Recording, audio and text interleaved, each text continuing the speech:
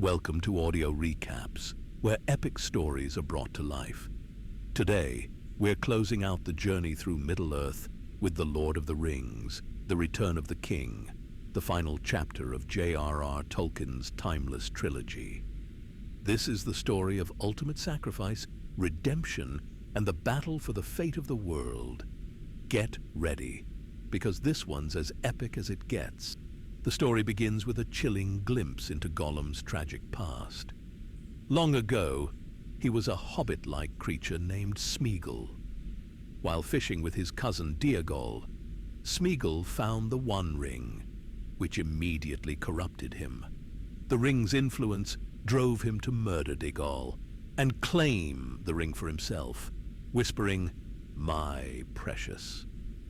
Over centuries, the ring twisted Smeagol into the creature Gollum, consumed by obsession and madness. In the present, Gollum continues guiding Frodo and Sam toward Mordor.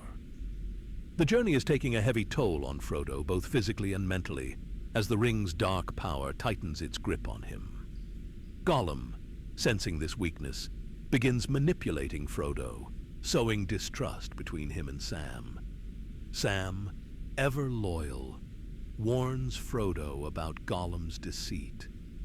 But Frodo is blinded by his growing bond with Gollum, whom he sees as a kindred spirit.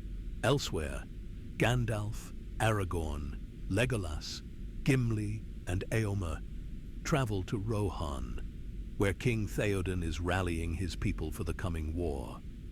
Theoden is still haunted by the loss of his son, Theodred, but he knows that all of Middle-earth now stands on the brink of destruction. Éowyn, Theoden's brave niece, struggles with her feelings of helplessness. While she desires to fight alongside the men, societal expectations and Theoden's overprotectiveness hold her back. Éowyn's bond with Aragorn deepens, but Aragorn gently reminds her of the weight of his destiny and his love for Arwen, the elven maiden he has pledged his heart to. Meanwhile, Pippin's curiosity leads him to the Palantir, a mystical seeing stone left behind by Saruman. When Pippin gazes into it, he inadvertently makes contact with Sauron, revealing their location to the Dark Lord. To protect Pippin from further danger, Gandalf takes him to Minas Tirith, the capital of Gondor. Minas Tirith is ruled by Denethor, the steward of Gondor and father of Boromir and Faramir. Denethor, consumed by grief over Boromir's death and bitterness toward Faramir, has become a shadow of a leader. When Faramir brings word of Sauron's advancing forces, Denethor orders him to retake the city of Osgiliath, a hopeless mission. Faramir obeys, seeking his father's approval, but returns gravely wounded. Denethor, descending further into madness, loses all hope for Gondor's survival. Believing that the city is doomed, he prepares a pyre to burn himself and the unconscious Faramir alive.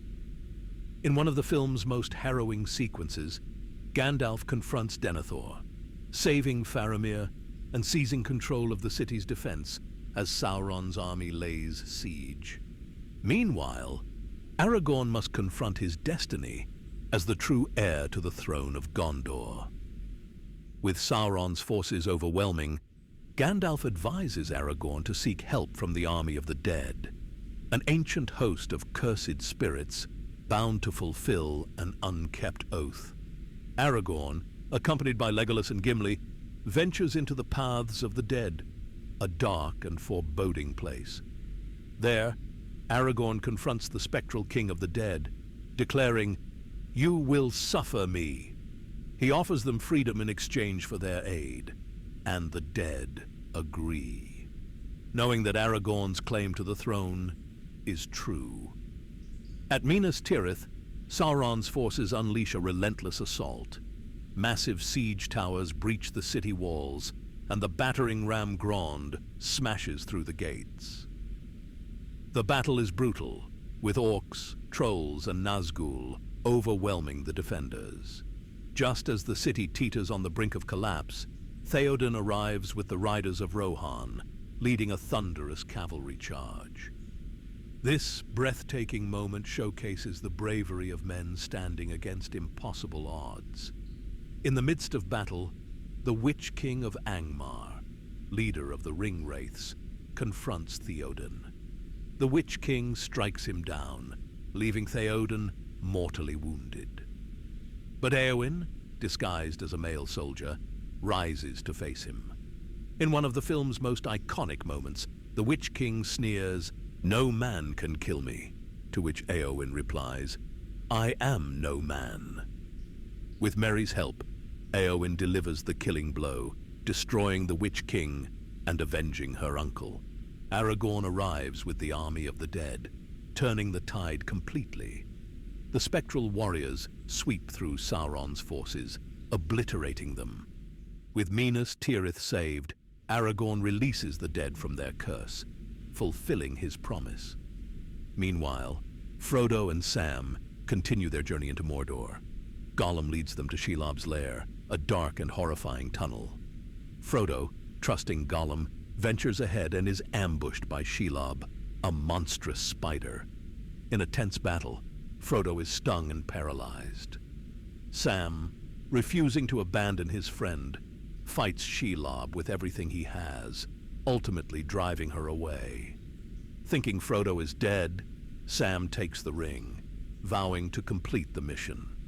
When orcs find Frodo's body, Sam learns that Frodo is still alive and mounts a daring rescue. Together, they don orc disguises and sneak into Mordor, enduring unimaginable hardship as they approach Mount Doom. At the Black Gate, Aragorn, Gandalf, and the remaining forces of men launch a final assault to distract Sauron and give Frodo a chance to destroy the ring.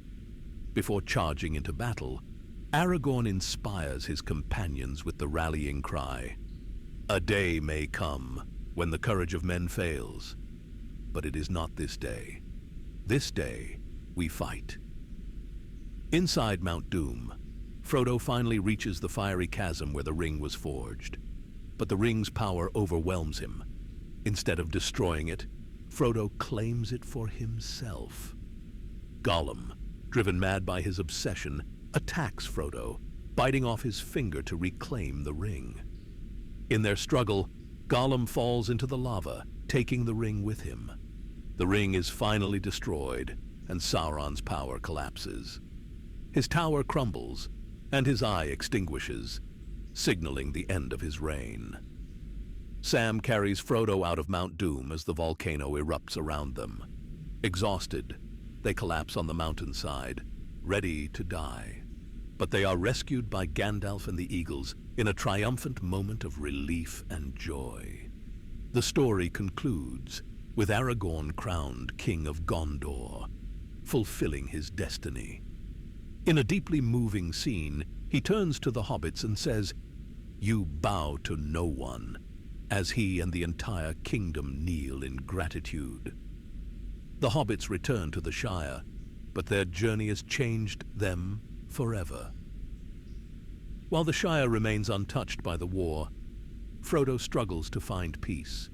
His wounds, both physical and emotional, too deep to heal.